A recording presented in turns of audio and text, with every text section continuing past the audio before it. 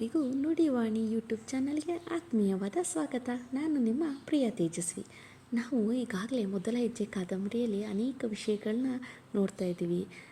ಇನ್ನು ಮುಂದೆ ಈ ಮೊದಲ ಹೆಜ್ಜೆ ಕಾದಂಬರಿಯಲ್ಲಿ ಏನು ಸಾಗ್ತಾ ಇದೆ ಕಥೆಯಲ್ಲಿ ಅಂತ ನೋಡೋಣ. ಇಂದಿನ ಸಂಚಿಕೆಯಲ್ಲಿ ಮಕ್ಕಳ ಆಟ ಪಾಠ, ಅವ್ರ ಸ್ನೇಹ ಸಲಿಗೆ, ಇವುಗಳ ನಡುವೆ ಎಲ್ಲೋ ಒಂದು ಕಡೆ ಮಡಿ ಮೈಲಿಗೆ ಎಂಬ ನರಳು ಆವರಿಸ್ತಾ ಇರೋದನ್ನು ನೋಡಿದ್ವಿ. ಈ ರೀತಿಯ ಆಚರಣೆಗಳು ಬಹುಶಃ ಹಿಂದಿನ ಕಾಲದಿಂದ ಅಲ್ಲದೆ ಪ್ರಸ್ತುತ ದಿನಗಳಲ್ಲೂ ಕಾಣ್ತಾ ಇದ್ದೀವಿ. ಇವುಗಳಿಂದ ನಾವು ಮುಂದಿನ ಪೀಳಿಗೆಗೆ ಯಾವ ಬದಲಾವಣೆಯನ್ನು ಕೊಡೋಕ್ಕೆ ಸಾಧ್ಯ ಇಲ್ಲ. ಅದ್ರ ಬದಲು ಮನೆಯ ಪಾಠವಾಗಿ ಕಲಿಸ್ತಾ ಇದ್ದೀವಿ. ಈ ರೀತಿ ಸನ್ನಿವೇಶ ಈ ಕಾದಂಬರಿಗಳಲ್ಲಿ ಸಾಕಷ್ಟು ಬರ್ತಾ ಇದೆ. ಇನ್ನು ಮುಂದೆ ಈ ಕಾದಂಬರಿ ಒಳಗೆ ಅಜ್ಜಿಯ ಆಚಾರ ವಿಚಾರಗಳು ಹೇಗೆ ಎಲ್ಲರನ್ನೂ ಪ್ರೇರೇಪಿಸುತ್ತಾ ಅಥವಾ ನಗೆ ಪಾಟ್ಲಾಗುತ್ತಾ, ಇಲ್ಲ ಎಲ್ಲರೂ ಅಜ್ಜಿಯ ಆಚರಣೆಗಳನ್ನ ಒಪ್ತಾರ ನೋಡೋಣ. ಕಾದಂಬರಿ ಪ್ರವೇಶ ಮಾಡೋಣ. ಈ ಮಧ್ಯೆ ಸುಬ್ಬಿಗೆ ವಾಂತಿಯಾಗಲು ಪ್ರಾರಂಭವಾಯಿತು. ವಟಾರದ ಬಚ್ಚಲಿನಲ್ಲಿ ಅವಳು ತಿಂದುದನ್ನೆಲ್ಲ ಬಗ್ಗಿಸಿ ಸಂಕಟ ಪಡುತ್ತಾ ನನಗೆ ಬೋಸಿಲಿ ನೀರು ತಗೊಂಡ್ಬಾಮ್ಮ ಎಂದಳು. ನಾನು ನೀರು ತಂದುಕೊಟ್ಟೆ. ಹತ್ತಿರದಲ್ಲಿಯೇ ನಿಂತಿದ್ದ ಅಜ್ಜಿ, ಪರವಾಗಿಲ್ಲ, ಏನಾದರೂ ಹೇಳಿದ್ರು ಮಾಡುವ ಹಾಗಾದ್ಲೋ ಎಂದರು. ನಾನು ಕಣ್ಣು ಬಿಡುತ್ತಾ ಬಲಗೈ ಹೆಬ್ಬೆರಳು ಚೀಪತೊಡಗಿದೆ. ಅದನ್ನು ನೋಡಿ ಅಜ್ಜಿ ಹಿಂದೆ ಸರಿದು, ತೂತಗಿ ಕೈನ, 1.5 ವರ್ಷವಾದರೂ ಬೆರಳು ಚಿಪ್ತೀಯಾ? ಎಂಜ್ಲು ಮಡಿಯು ಒಂದು ಇಲ್ಲ ಇದಕ್ಕೆ ಎಂದರು. ಅಜ್ಜಿಯ ದನಿಗೆ ಬೆದರಿದ ನಾನು ಬಾಯಿಂದ ಬೆರಳು ತೆಗೆದು ನಿಂತೆ. ಆ ಬೋಸಿಲಿರೋ ನೀರಲ್ಲಿ ಕೈ ತೊಳೆದ್ಕೊ, ಎಂಜಲು ಇನ್ನು ಎಲ್ಲ ಕಡೆಯೂ ಬೆರೆಯುತ್ತೆ. ನನಗೆ ಎಂಜಲು ಮಡಿಯ ಶಿಕ್ಷಣ ಕೊಟ್ಟ ಅಜ್ಜಿ ಸುಬ್ಬಿಯ ಕಡೆ ತಿರುಗಿ, ಎಷ್ಟು ತಿಂಗಳಾಯಿತು ಎಂದು ಪ್ರಶ್ನಿಸಿದರು. 3 ಆಯಿತು. ಅಯ್ಯೋ, ಈ ಸಲವಾದರೂ ದೇವ್ರ ದಯೆಯಿಂದ ಗಂಡಾದರೆ ಸಾಕು ಕಣೆ. ವಾಂತಿ ಮಾಡಿ ಬಳಲಿದ್ದ ಸುಬ್ಬಿಗೆ ಒಬ್ಬಳೇ ಒಳಗೋಗುವಲ್ಲೂ ಆಗಲಿಲ್ಲ. ಅಜ್ಜಿ ಮಡಿಯಲ್ಲಿದ್ದುದರಿಂದ ಮನುಷ್ಯ ಮಾತ್ರದವರನ್ನು ಮುಟ್ಟುವ ಹಾಗಿರಲಿಲ್ಲ. ಅವರು ಯಾವಾಗ ಮೈಲಿಗೆ ಮುಟ್ಟುತ್ತಿದ್ದರೋ ಆ ಬ್ರಹ್ಮನಿಗೆ ಗೊತ್ತು. ಆಟದ ಉತ್ಸಾಹದಲ್ಲಿ ನಾವು ಕುಣಿದಾಡುತ್ತಿದ್ದಾಗ ಅಜ್ಜಿ, ದೂರ ದೂರ, ನಾನು ಮಡಿ ಎಂದು ನಮ್ಮನ್ನು ಕದರುತ್ತಿದ್ದರು. ಹಿತ್ತಾಳೆಯ ಚೊಂಬೊಂದರಲ್ಲಿ ನೀರು ತುಂಬಿಕೊಂಡು ತಾವು ಹೆಜ್ಜೆ ಇಡಬಹುದಾದ ಕಡೆಯಲ್ಲೆಲ್ಲ ಮೊದಲು ನೀರು ಚಿಮ್ಮಿಸಿಕೊಂಡು ನಂತರ ಕಾಲಿಡುತ್ತಿದ್ದರು. ಮಂಜುಳಾ ಅಜ್ಜಿಯ ಮಡಿಯನ್ನು ಹಾಸ್ಯ ಮಾಡುತ್ತಿದ್ದಳು. ಮಂಜುಳಾ ಎಂದರೆ ಅಜ್ಜಿಗೆ ಸ್ವಲ್ಪ ವಿಶ್ವಾಸ. ಆದುದರಿಂದ ಮಂಜುಳಾ ಅಜ್ಜಿಯನ್ನು ಎದುರಿಗೆ ಹಾಸ್ಯ ಮಾಡುತ್ತಿದ್ದಳು. ಅಲ್ಲ ಅಜ್ಜಿ, ನಲ್ಲಿ ಹುಳಿ ಹಾಕಿದರೆ ನೀರು ಮಡಿಯಾಯಿತೋ, ನಲ್ಲಿ ಮಡಿಯಾಯಿತೋ? 2 ಮಡಿ ಆದಾಗಿ ಸುಮ್ಮನಿರೆ. ನಲ್ಲಿ ಮಡಿಯಾಯಿತು, ನೀರು ಹೇಗಾಯಿತು? ನೀವು ಹುಳಿ ಹಾಕಿದ್ದು ನೀರಿಗೇನಲ್ಲ, ನಲ್ಲಿಗೆ ತಾನೇ. ಆ ಪೈಪಿಗೆ ನೀರು ತಿರುಗಿಸಿದವರು ಯಾವ ಜಾತಿಯವನೋ ಏನೋ. ಆಗ ಅಜ್ಜಿ ರೇಗ್ತಿದ್ರು. ಮುದ್ಕಿನ ಯಾಕೆ ಓಲಾಡಿಸ್ತೀಯ? ನಾನು ಋಷಿ ಪಂಚಮಿ ಮಾಡ್ತಿದ್ದೀನಿ, ಆದ್ದರಿಂದ ಸ್ವಲ್ಪವೂ ಆರೋತ ಕೆಡಬಾರ್ದು. ಆ ವಟಾರದ ತುಂಬ ಹೆಂಗಸರು ಹುಡುಗಿಯರಿದ್ದರಿಂದ ತಿಂಗಳಲ್ಲಿ 30 ದಿನವೂ 3 ದಿನದ ರಜದವರು ಯಾರಾದರೂ ಇರುತ್ತಿದ್ದರು. ಆಗ ಬೆಳಗಿನ ಹೊತ್ತು ಹಿಂಭಾಗದಲ್ಲಿದ್ದ ನಲ್ಲಿಯ ಬಳಿಗೆ ಅಜ್ಜಿ ಬರುವುದೆಂದರೆ ದೊಡ್ಡ ಸಂಭ್ರಮ. ಅಜ್ಜಿ ಮುಚ್ಚಿದ ಬಾಗಿಲಿನ ಹಿಂದೆ ನಿಂತು, ಓದ್ಲೇನೆ ಅವಳು ಒಳಗೆ? ನಾನು ಹತ್ತಿರ ಇರೋರಿಗೆ ಅವಳಿಗೆ ಒಳಗಿರೋ ಕೇಳು, ಕಿಟಕಿ ಬಾಗಿಲಿಂದ ಇಣಕಬೇಡ ಎಂದು ಹೇಳು, ಗಟ್ಟಿಯಾಗಿ ಮಾತಬಾರ್ದು ಅಂತ ಹೇಳು. ಅವಳ ಸದ್ದು ನನ್ನ ಕಿವಿ ಮೇಲೆ ಬಿದ್ದರೆ ಪುನಃ ಸ್ನಾನ ಮಾಡಬೇಕಾಗುತ್ತೆ ಕಣೆ. ನಾನು ಸ್ನಾನ ಮಾಡಿ ಒಗೆದ ಮಡಿ ಸೀರೆ ಇಲ್ಲೇ ಕಟ್ಟಿರ್ತೀನಿ, ಅದನ್ನು ಒಳಗೆ ತಗೊಂಡು ಹೋಗೋವರೆಗೂ ಅವಳು ಹೊರಗೆ ಬರಬಾರ್ದು ಎನ್ನುತ್ತಿದ್ದರು. ಮಂಜುಳಾ ಮಾತಿಗೆ ಮೊದಲು ಮಾಡ್ತಿಲ್ಲ. ಮಾತನಾಡಿದ್ರೆ ಏನಾಗುತ್ತೆ? ಹೋಗಲಿ, ನೀವು ಪರಸ್ಪರ ಒಬ್ರನ್ನೊಬ್ರು ನೋಡೋದಂತೂ ಬೇಡ. ಆದರೆ ನಿಮ್ಮ ಸೀರೆ ಕಟ್ಟಿದ್ರು ಅವಳು ಯಾಕೆ ಹೊರಗೆ ಬರಬಾರ್ದು? ಅವಳು ಸೀರೆ ಕಡೆ ನೋಡಬೇಡ ಅಂತ ಹೇಳಿದ್ರಾಯ್ತು. ಆದರೆ ನಿಮ್ಮ ಸೀರೆಗೇನು ಕಣ್ಣಿಲ್ವಲ್ಲ ಅವಳು ನೋಡೋಕ್ಕೆ? ನಿನ್ನ ಕೈಲಿ ಮಾತಾಡೋರು ಬುದ್ಧಿ ಇಲ್ಲ ಕಣೆ. ಆಗಲ್ಲ ಅಜ್ಜಿ, ನಾನು ಸ್ವಲ್ಪ ಈ ವಿಷಯನೆಲ್ಲ ಸರಿಯಾಗಿ ತಿಳ್ಕೊಳ್ಳೋಣ ಅಂತ. ನಾಳೆ ನಾನು ಋಷಿ ಪಂಚಮಿ ಮಾಡಿದ್ರೆ ಇವನ್ನೆಲ್ಲ ಸರಿಯಾಗಿ ತಿಳ್ಕೊಬೇಕಲ್ಲ. ಇಲ್ಲೋಡೆ, ನನಗೆ ಒಳಗೆ ಕೆಲಸ ಇದೆ, ಆಮೇಲೆ ನಿನಗೆ ಈ ವಿಷಯನ ನಿಧಾನವಾಗಿ ಚರ್ಚೆ ಮಾಡೋಣ ಎನ್ನುತ್ತಿದ್ದರು ಅಜ್ಜಿ. ಮನೆಯಲ್ಲಿ ಮುಸುರೆಯ ಹಾವಳಿ ಅಂತೂ ಅಸಾಧ್ಯವಾಗಿತ್ತು. ಉಪ್ಪು ಬೆರೆತಿದ್ದ ಪ್ರತಿಯೊಂದು ಅವರ ದೃಷ್ಟಿಯಲ್ಲಿ ಮುಸುರೆ. ಒಂದು ಸಲ ಅಜ್ಜಿಯ ಮನೆಯವರೆಲ್ಲ ಎಲ್ಲೋ ಹೋಗಿದ್ದರು. ಆಗದ ದೂರದ ನೆಂಟನೊಬ್ಬ ಬಂದಿದ್ದಂತೆ. ಅಜ್ಜಿ ಅವನಿಗೆ ಅವಲಕ್ಕಿ ಕೊಟ್ಟು ಉಪಚರಿಸಿದ್ದರು. ನಾನು ಅವಲಕ್ಕಿ ತಿಂದು ಎಲೆಯನ್ನು ಬಿಸಾಡಿ ಹೊರಟು ಹೋಗಿದ್ದ.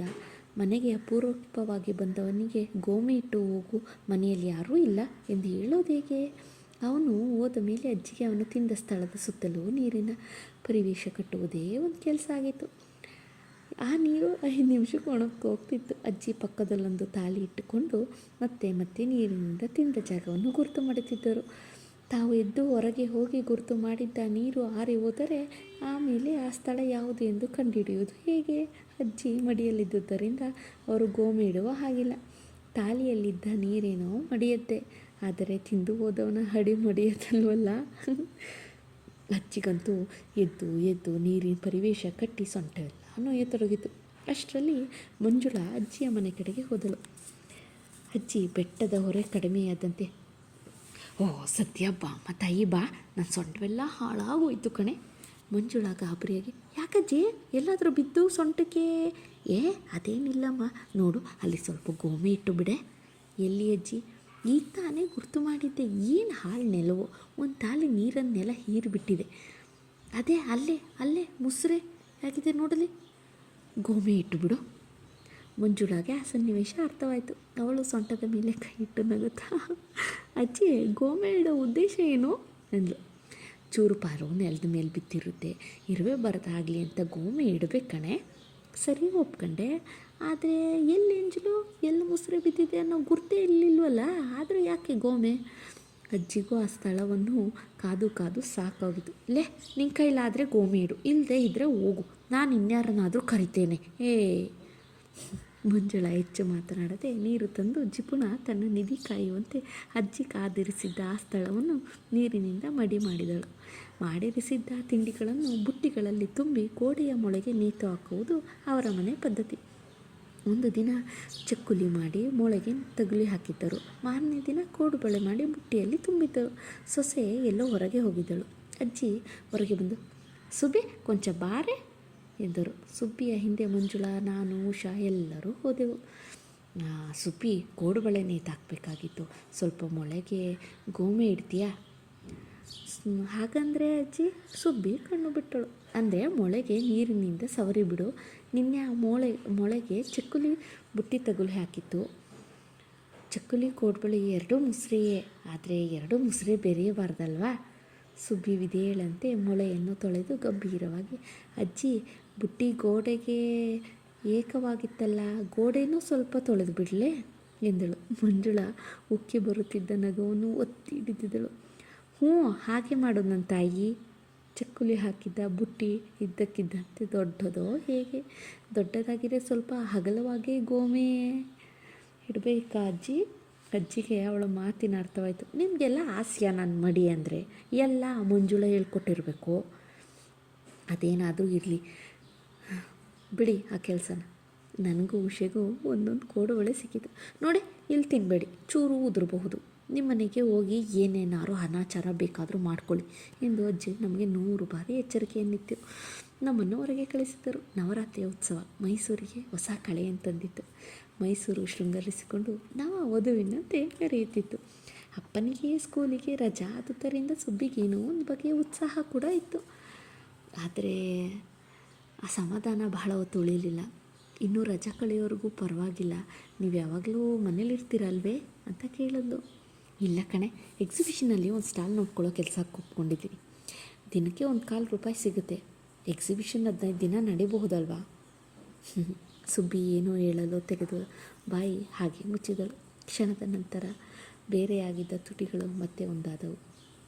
ಗಂಟಲಿನ ಚರ್ಮ ಒಳಗೆ ಕೆಳಗೆ ಮೇಲಾಡಿಸಿ, ಓ ಸರಿ. ಅಪ್ಪ ಹಗಲು ಸಂಜೆ ಯಾವಾಗಲೂ ಮನೆಯಲ್ಲಿರುತ್ತಿರಲಿಲ್ಲ. ಒಂದು ಸಂಜೆ ವಠಾರದ ಮನೆಯವರೆಲ್ಲ ಎಕ್ಸಿಬಿಷನ್ಗೆ ಹೊರಟರು. ಆದರೆ ಅವರಲ್ಲಿ ಯಾರೂ ಸುಬ್ಬಿಯನ್ನು ಬಾ ಎಂದು ಕರೆಯಲಿಲ್ಲ.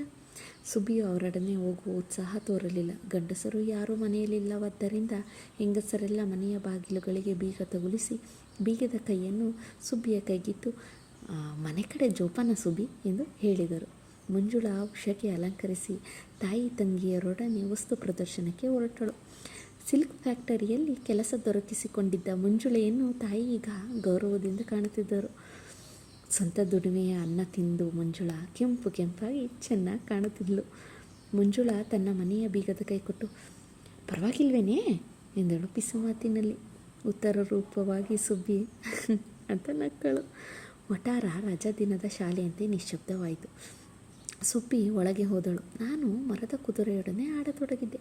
ಇದ್ದಕ್ಕಿದ್ದಂತೆಯೇ ರಕ್ತವನ್ನು ಎಪ್ಪುಗಟ್ಟಿಸುವ ನರಳುವಿಕೆ ಕೇಳಿಬಂತು. ನಾನು ಆಟವನ್ನು ನಿಲ್ಲಿಸಿ ಒಳಗೆ ಹೋದೆ. ಸುಬ್ಬಿ ನೆಲದ ಮೇಲೆ ಅಜ್ಜಿ ಅಜ್ಜಿ ಅಜ್ಜಿ ಕರೆ ಬೇಗ ಅಜ್ಜಿ. ನಾನು ಹೋಗಿ ಕರೆಯುವುದಕ್ಕೆ ಮುಂಚೆಯೇ ಸುಬ್ಬಿಯ ನರಳಾಟ ಕೇಳಿದ್ದ ಅಜ್ಜಿ ಬಾಗಿಲಿನಲ್ಲಿ ಬಂದು ನಿಂತಿದ್ದರು. ಅಜ್ಜಿ ಹುಬ್ಬು ಗಂಟು ಹಾಕಿಕೊಂಡು, ಯಾರೂ ಇಲ್ವೇ ಎಂದರು. ಇಲ್ಲ, ಮುಂಜಾನಾದರೂ ನಿಲ್ಲಿಸ್ಕೋಬೇಕಿತ್ತು. ದಿನ ತುಂಬಿತೆ ಅಂತ ತಿಳಿದ ನಿನಗೆ? ಅವಳು 3 ದಿನದಿಂದ ಇವತ್ತಿನ ಸಂಜೆನ ಎದುರು ನೋಡ್ತಿದ್ಲು. ನಾನು ಹೇಗೆ ಓಹೋ ಅಮ್ಮ. ಅಜ್ಜಿಯ ಬುಚ್ಚು ಬಾಯಿ ಮತ್ತಷ್ಟು ಬಿಗಿಯತೊಡಗಿತು. ಸೆರಗನ್ನು ತೆಗೆದು ಸೊಂಟಕ್ಕೆ ಸಿಕ್ಕಿಸಿ ಅಜ್ಜಿ ಒಳಗೆ ಕಾಲಿಟ್ಟರು. ಬೇಡ ಅಜ್ಜಿ, ಋಷಿ ಪಂಚ ಮೈಲಿಗೆ. ಅಜ್ಜಿ ನಿಧಾನವಾಗಿ ಹತ್ತಿರ ಬಂದರು, ಆದರೆ ಯಾವ ಮಾತಾ ಆಡಲಿಲ್ಲ. ಬೇಡ ಅಜ್ಜಿ, ಬೇರೆ ಇನ್ನೇನಾದ್ರು ಕರೀರಿ, ಮಡಿ, ಋಷಿ ಪಂಚಮಿ, ಮೈಲಿಗೆ. ನೆಲದ ಮೇಲೆ ಹೊರಲಾಡುತ್ತಿದ್ದ ಸುಬ್ಬಿಯ ಬಳಿ ನಿಂತ ಅಜ್ಜಿ ಬಕ್ಕಿ ನೋಡಿದರು. ಎಡೆಯ ಮೇಲೆ ಪೆಟ್ಟು ತಿಂದ ನಾಗನ ಬಳ್ಳಿ ದೇಹದಂತೆ ಸುಬ್ಬಿಯ ದೇಹ ಬಳ್ಳಿಯಾಗಿ ವಕ್ರವಾಗಿ ಮುತ್ತಿಯಾಗಿ ಮತ್ತು ನೀಳವಾಗುತ್ತಿತ್ತು. ಅಜ್ಜಿ ಹರಕಲು ಚಾಪೆ ಹಾಸಿದರು. ಮರುಕ್ಷಣ ಎಳೆಯ ಕಂದನ ಆಕ್ರಂದನೊಂದು ವಟಾರದಲ್ಲೆಲ್ಲ ಪ್ರತಿಧ್ವನಿಸಿತು. ಅಜ್ಜಿ ಮಗುವನ್ನು ಕೈಗೆತ್ತಿಕೊಂಡು, ಸುಬ್ಬಿ ಮುತ್ತಿನಂಥ ಮಗ ಕಣೆ ಎಂದರು. ನನ್ನ ಕಡೆ ತಿರುಗಿ ಹಲ್ಲದ ಬೊಚ್ಚು ಬಾಯಿಂದ ನಗುತ್ತಾ, ನಿನಗೊಬ್ಬ ತಮ್ಮ ಬಂದಿದ್ದಾನೆ ಎಂದರು. ನೋಡಿ, ಅಂತೂ ಸುಬ್ಬಿ ಗಂಡು ಮಗು ಆಯಿತು. ಮಡಿಯಲ್ಲಿದ್ದ ಅಜ್ಜಿ ಮಾನವೀಯತೆಯಿಂದ ತಾಯಿ ಮಗುವಿನ ರಕ್ಷಣೆ ಮಾಡಿದ್ರು. ಇಷ್ಟೇ ಅಲ್ವಾ ಮಡಿ ಮೈಲಿಗೆ. ಹೆಣ್ಣು ತನ್ನ ನೋವನ್ನ ಮತ್ತೊಂದು ಹೆಣ್ಣಿಗೆ ಮಾತ್ರ ಅರ್ಥ ಆಗುತ್ತೆ. ಏನೇ ಆಗಲಿ, ಗಂಡು ಮಗುವಿನ ಜನನ ಎಷ್ಟೋ ಜನರಿಗೆ ಪುಣ್ಯದ ಕೆಲಸ ಅಂತ ಇಂದಿಗೂ ಹೇಳ್ತಾ ಇದ್ದಾರೆ, ಮುಂದೆನೂ ಹೇಳ್ತಾರೇನೋ.